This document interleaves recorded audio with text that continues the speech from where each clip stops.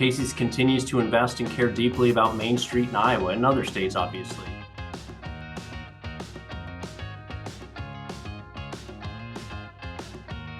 And that we operate at the intersection of convenience and restaurants. All right, everybody, welcome back to the Iowa BizCast. We are excited here today to have us be joined by Darren Rebelez, the CEO, President, and Chairman of Casey's, headquartered in Ankeny, Iowa. As you all know, the Iowa BizCast features Iowa Business Council members, where we talk about all of the great things Iowa's largest companies are doing for the state of Iowa. Big business in Iowa is a force of good for Iowa, and it's impacting our daily lives across the entire spectrum, across the entire state. And we have some really good stories to share with you today, and we're so excited to welcome Darren. And as I mentioned, Darren Rebelez is the Chairman, President, and Chief Executive Officer of Casey's, which is a Fortune 500 company headquartered in Ankeny, Iowa, operating more than 3,000 convenience stores throughout the Midwest and the South. Under Darren's leadership, Casey's has grown to the third largest convenience retailer and the fifth largest pizza chain in the United States. He's a native of San Diego. He's earned his degree from the United States Military Academy at West Point and went on to become an Army Ranger and served in the first Gulf War. So Darren, thank you for your service, and thanks for joining us here today on the BizCast. Yeah, thanks, Joe. Thanks for having me, and looking forward to the conversation. Great. Well, Darren, we always like to start these sessions with a quick look back at the company's history, and Casey's has just a vibrant legacy and history in the state of Iowa. You weren't always a Fortune 500 company traded on the NASDAQ, but you've always been an Iowa company with deep roots, specifically in rural Iowa. The company was founded in 1968 in Boone, but you've grown, as I said, to more than 3,000 stores across 19 states with more than 40,000 team members across the nation. How would you describe that journey, and what do you attribute that growth to? Yeah, Joe, it's always been part of our DNA from really that first store in Boone, Iowa. And I've had the good fortune of being able to stay in touch with our founder, Don Lamberti, who built the first store in Boone back in 1968. And when I first started here, I asked him, how did he envision this type of growth trajectory? And he said, well, he's a very humble guy. And he just said, well, I built that first store in Boone, and it worked really well. And I thought, well, they don't have one in the next town over. So I went down to the next town over, and I built a store there, and that went good. So I went down to the next town over and built another one. And so what he told me, which I think is still true today, is that these smaller towns and rural communities really need the type of convenience services and products that we offer. And so many of these towns don't have access to a lot of those things. And so he really kind of discovered that niche, that he could go into a community and bring those goods and services to the town. And because of that success, just kept propagating it. And so now when we look at our footprint today, in my little over 7 years here, we've grown almost 1,000 stores. And what I've come to appreciate is that Iowa is not unique in having small towns and rural communities. Every state has those types of communities, and virtually every one of those can benefit from the type of convenience that we bring to those towns. And so it's always been, again, part of our DNA. Certainly it is a key component of our growth algorithm as we move forward. And so that's how we got where we got, but it's been exciting to experience it. We'll come back to some of the rural Iowa connections in a moment, but I know you're coming off an exciting announcement with your new 3-year strategic plan that you announced last month. What can you share about us with the plan and the future for Casey's?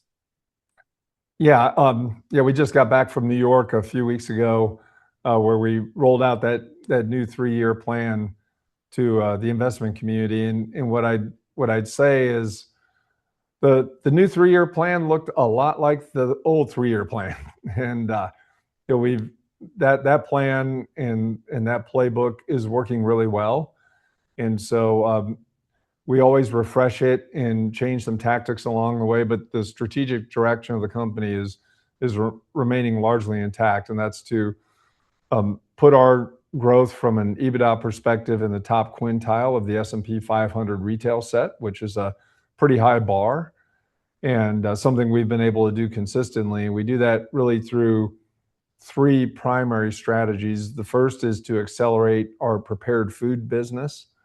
The second is to accelerate our store growth. And the third is to run our business efficiently. And all that's underpinned by investing in our team and their capabilities to be able to execute all of that. And is very well received. One of the things that we really wanted to highlight this go around was that we see ourselves and our business model is really unique in that we operate at the intersection of convenience and restaurants, where we have the traditional convenience offerings that you see in a lot of other convenience stores, but we have this really well developed prepared food business that's a real differentiator. And because of that, the marriage of those two concepts under one operating structure really gives us some structural advantages over our competition in either one of those industries. And so that was a real focus of that session, and again, it was really well received. That's great. And we've talked about it a couple of times. While Casey's is traded on the NASDAQ and Wall Street has given the company well-deserved credit, Casey's continues to invest and care deeply about Main Street in Iowa and other states, obviously.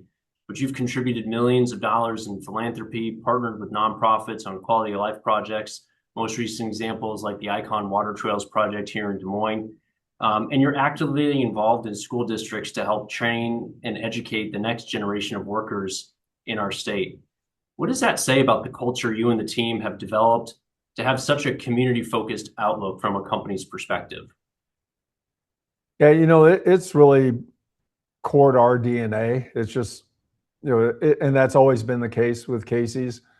And we just really feel passionately about staying engaged in the communities we operate in. And certainly in Iowa, that's our hometown. And so we want to make sure we really show up in a responsible way here. And so we put our charitable efforts really around three different main focuses. First is education, which you mentioned, and we have what we call a Cash for Classrooms program, where we give grants to schools all over our footprint, but certainly probably a disproportionate of that benefit goes to schools in Iowa.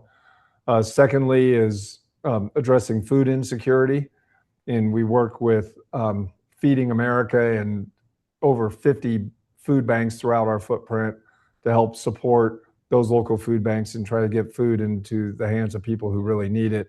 And then the third is around veterans and first responders. We call those community servants. And so they're embedded in every community that we operate in.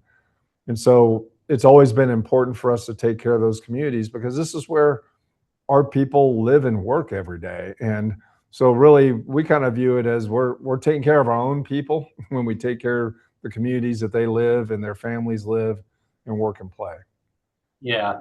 And you mentioned it's in the DNA, and you've done a good job articulating it, but I want to drill down on it. Why do you feel like it's so important in your view that companies engage in those types of partnerships with the community?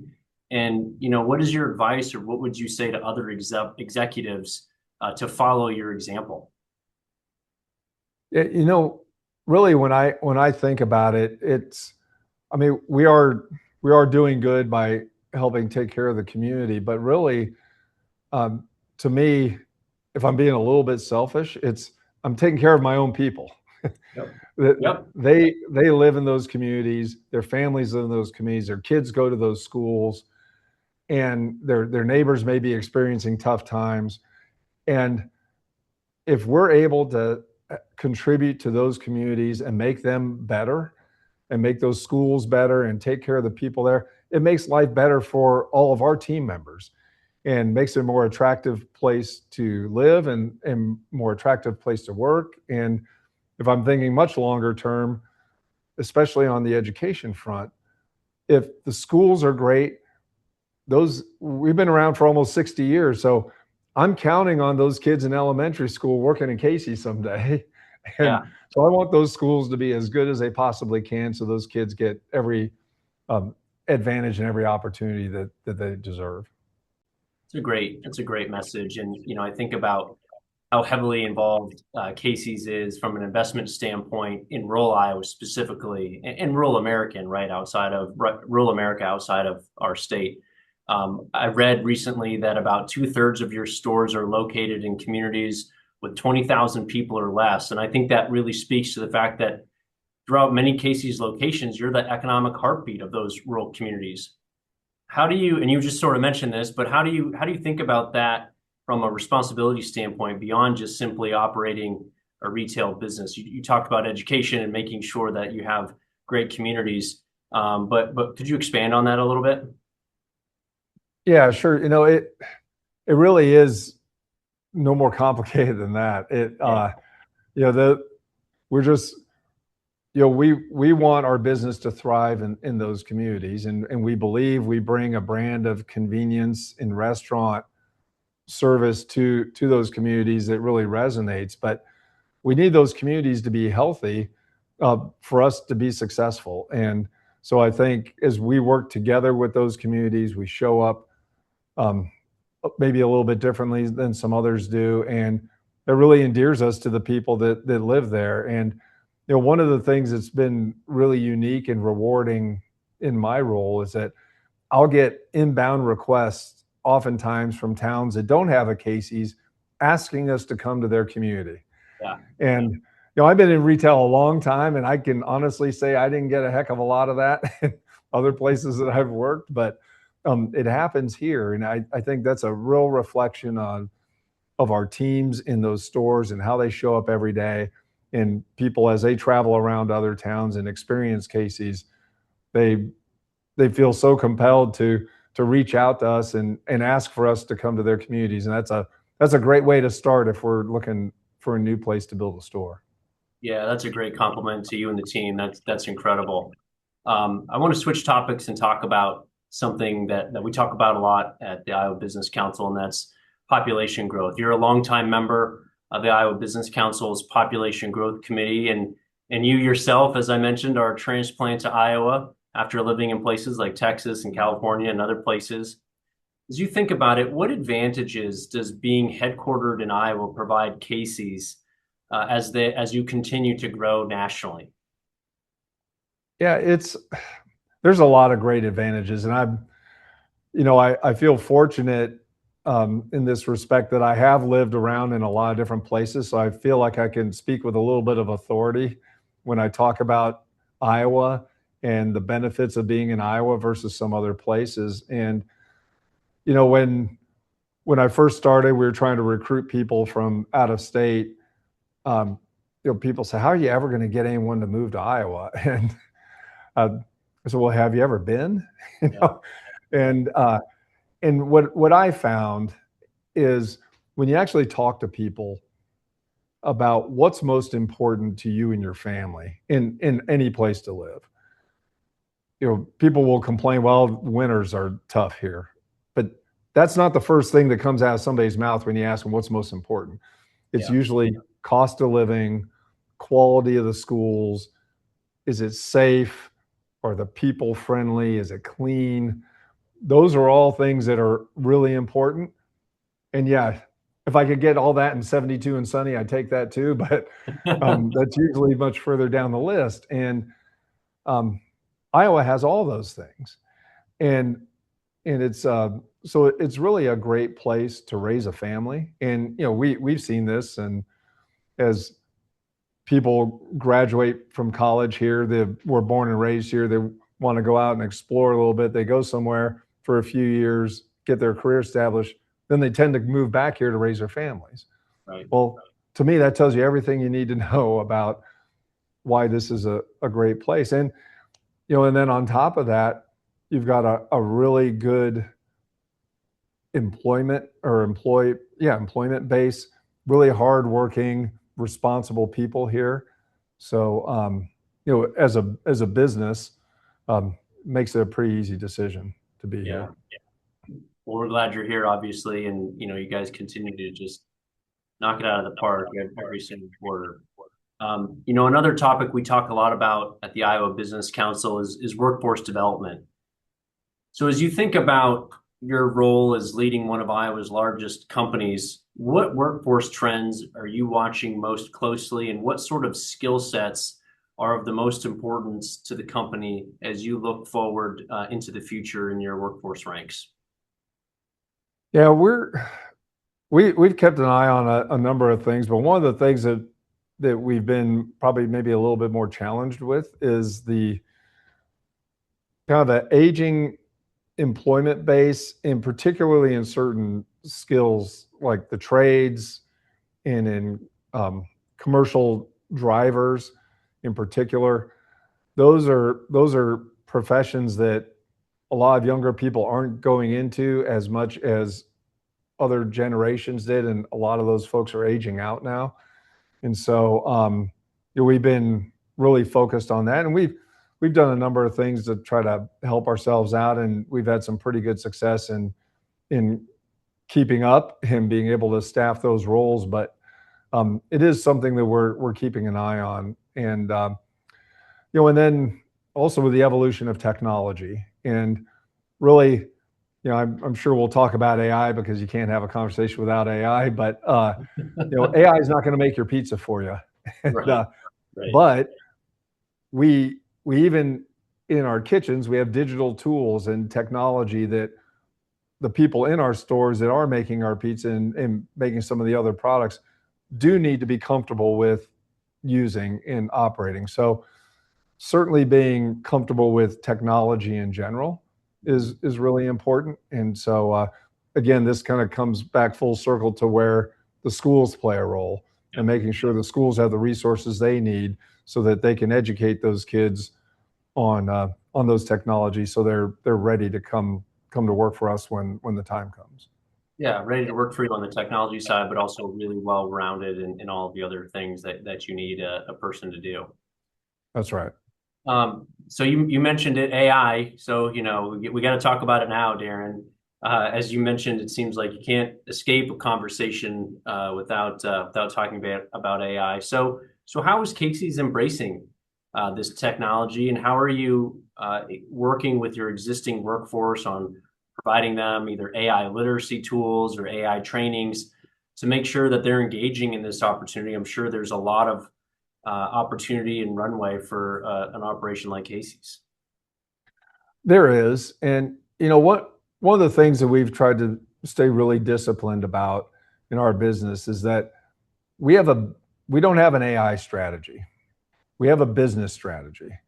And to the extent that we can leverage AI tools and technology to help us execute that business strategy better, we will use those tools and technology. But we're not going to allow ourselves to burn a lot of calories and spend a lot of money doing AI for the sake of AI. And so I'll give our team a lot of credit. They've stayed very disciplined on that. And so we have a number of examples of where we have been able to leverage that technology.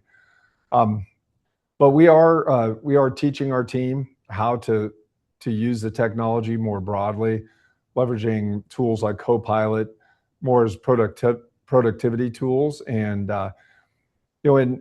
and there are varying degrees of adoption throughout our organization right now, as I think is the case with a lot of companies. Some people take to it more instinctively and get very comfortable and do great with it. Others are a little more intimidated, so to speak. And so we're trying to get everybody a little more conversant, a little more comfortable with it. But I've been very encouraged with how we've been able to leverage some AI tools for our business. In a lot of cases, like I was saying before, of our 50,000 team members, about 48,000 of them work in our stores. Yeah. And so when you think about AI, a lot of people kind of default to Gen AI. And that's not what our store team members need. Yeah. And what we've employed is tools to help make their job easier or more productive that has AI in the background. So we just teach them how to leverage those tools, and the AI is the engine that feeds it. But they don't necessarily have to learn how to prompt or anything like that to be able to leverage the tools. Right. Are there any examples that you'd be willing to share on maybe how you're personally using it to help you in your role as CEO? Uh, yeah, I use it. I try to force myself to use it every day. And again, this more co-pilot, but to varying degrees of success. I'll I'll readily admit that. Where it's really helped is in a couple areas. Certainly on researching some different topics, it's very efficient that way. The other thing that I leverage it for is I get a lot of incoming reports and analysis and a lot of reading that has to get done. And I found it to be very effective at taking those reports and synthesizing it down to executive summary levels and being able to hit the high points. So I can take a document that might take an hour to read and knock it down to 5 or 10 minutes of, synthesized, summary. And then the great thing is you can always query it. So if you have a specific question after that executive summary, you ask the question and you get the answer. And so that has been a big time saver for me. Yeah, that's a great example. Okay, so we're nearing our lightning round here, and our last set of questions are a bit more personal, but I think a lot of people are interested in how executives structure their day, channel their intake of news, and generally stay on top of all sorts of different things, including personal interests. You're engaging across 19 states with Casey's. There's a lot that's going on in your world. So let's start off with your ideal morning routine. When you are going to the office, when do you get to the office, and how do you structure your morning in a way that's going to lead to a successful day for you? Yeah, I first start off. I get up about 5 in the morning. I go work out, and I like to get that exercise routine done in the morning. I find that if I try to wait till later in the day, it most likely won't happen. So I've done this ever since I was in the Army. So it's been a long time. I've been getting up early and hitting the gym, and I find that not only is it good for all the obvious reasons, but it gives me some alone time to really kind of think through things. So I do a lot of problem solving in the Yep. gym and just thinking through different things I want to attack during the day. And I'll tend to have CNBC on in the morning while I'm doing that, so I can consume a little bit of what's going on in the day, especially in the business world, while I'm doing that. And then I usually get to the office, give or take, around 8 o'clock, and hit my day. I try to keep that first hour open so I can just clean up some things and get organized for the day. And I have a fantastic assistant who keeps me honest and has most of my day already mapped out for me. So it's mostly me just catching up on a couple of things and getting ready for the rest of the day. That's great. And always with a freshly brewed cup of Casey's coffee, I'm sure. Absolutely, we have the same machines we have in our stores we have in our office, and That's so great. I get to spoil myself that way. No kidding. So you mentioned it a little bit in the AI discussion, but how do you stay informed in news and topics either specific to your industry or the community, and how do you fit that consumption into your day? News is happening every second of the day, right? So is it podcast, Wall Street Journal? Like, take us through your intake on that. Yeah, I do a little bit of all of that. I do read the Wall Street Journal. Some days I catch the front page and that's it. Other days I can go cover to cover. I'll listen to podcasts with Wall Street Journal or Financial Times to see what's going on there. In my office, I have a TV and I have CNBC on mute throughout the day. It's just there. So when I get a break in the action, I can glance up and kind of see what the markets are doing, see if there's any breaking news, that sort of thing. But I will say one of the other things that I've learned being in this job is that it's really important to build a network as well of your peers. And so I have a number of different CEOs that I can pick up a phone and call and just pick their brain on certain topics when things are emerging. What are they asking? What they see in their businesses? I try to go to those to gatherings, industry gatherings, or CEO gatherings where we can all be in the same place. We're all fighting the same battles, just from a little bit different perspective. And so it's always good for me anyway to see how other people are viewing things. Sometimes they may have global exposure that we don't, and they can identify trends that are coming our way. They just haven't hit our shores yet. And maybe gives me a little bit of a leg up because I can see what's coming and better prepare our team for that. Yeah, that's great insight. That's really good. Switching to books, are you currently reading anything, or what have you finished recently that you'd be willing to recommend? Yeah, I just wrapped up a book called What to Make of a Life. It's by Jim Collins, who wrote Good to Great and How the Mighty Fall, and obviously a very well-known business author. And it was really interesting. He said it took him 10 years to research this book, and what he was trying to identify is how people progress through their careers, and there's different inflection points where people go on a different path and how they discovered that path. And sometimes the second act is greater than the first. And I'll give one example. He would try to find matched pairs of people. Hmm. And so the one example was Alan Page and Carl Eller. If you're a Minnesota Vikings fan, you would know who those guys are. They were back in the 70s. They were part of the Purple People Eaters, their defensive line. So these two guys,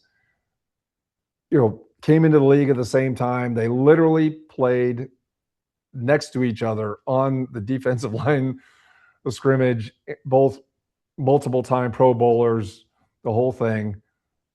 One of them ends up retiring and is ultimately on the Minnesota Supreme Court now. Oh, wow. The other one retired and became a community activist. So they grew up, had very similar upbringings, professional career. They have this inflection point and go different ways, and both very successful in their own rights. And so the book had numerous examples of that. And so there's a little bit of history, a little bit of prompting you to think about different phases in life, how you can make different decisions and navigate things and explore your real talents. Yeah. We'll add that to our list here at the Iowa Business Council's book club here. Anything that you're binge watching on Netflix that you'd recommend to others? This is the most popular question. Oh, okay. Right now, we're watching a show called The Bear. It's I think it's on Hulu, and it's about a chef, and he took over this family restaurant, tried to create a Michelin star restaurant, and it's interesting. I'm a little bit of a foodie, and so is my wife. So we like that kind of stuff, and so I think it's in the final season actually right now. So we're watching that one. You're not the first to recommend that on this platform, so we'll have to check it as well. Yeah, it's a good one. Yeah. Darren, in your view, what's the most important thing a leader can do in today's world? There's a lot going on, a lot of controversy, a lot of action. What's the most important thing a leader can do in today's world? Yeah, I think there's a couple of things. First, one of the big things, because of just what you mentioned, a lot of controversy, a lot of things going on in the world. I think it's one of my primary responsibilities to separate the signal from the noise. And what I mean by that is, you have a 24-hour news cycle, and then you throw in social media on top of it. There's just a lot of stuff coming at people. Most of it is noise, and it's very easy, if you're in my seat, to get sucked into a lot of that noise. You could send an organization a lot of different directions. That doesn't serve anybody well. So I consider one of my primary responsibilities is sorting out what's truly important and keeping our team and our organization focused on the things that really matter and just ignore all the rest. And it's easier said than done sometimes, but I think that's been one element of the secret sauce here at Casey's, is that we've managed to keep our team very focused on what's important, and they execute on that, and all that other stuff, just don't spend any time on it, don't think about it. And so I think that helps everybody a lot.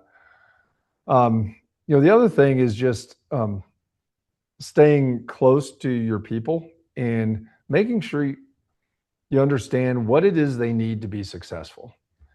And that isn't always the same as what they want in some cases, but truly understanding what it is they need to be successful, and then getting it to them. Yeah. And we worked really hard on trying to get down, particularly in the store level, understanding what obstacles get in people's way, how can we remove them, how can we provide other tools to make it easier, what will make their life easier and their job easier. And when you make the job easy, they stick around more, they get better at it, and good things come of that. Yeah, that's well said. Darren, you're a transplant to Iowa. You've been here for 7 years now. What makes you optimistic about Iowa's future? Yeah, like I was talking about before, with all the attributes that Iowa has, I think we're holding a really good hand. And when you look at a lot of other parts of the country, it's not like it is here. It's a lot tougher, a lot more expensive, a lot more regulation. And so I think more and more people and more businesses are waking up to the idea that it doesn't have to be that way. And there are places in the country that it's not that way, and it's a lot better. And so that's what really makes me optimistic, is if we get more of the word out about all the great benefits Iowa has to offer, at the same time there's other places that aren't as attractive, I think we have nothing but upside here. Yeah, that's well said. Darren Rebelez, thank you so much for your time today. We really appreciate you, your team, everything that you're doing as a member of the Iowa Business Council, and we look forward to seeing you soon. All right. Thanks a lot, Joe. Appreciate you having me on.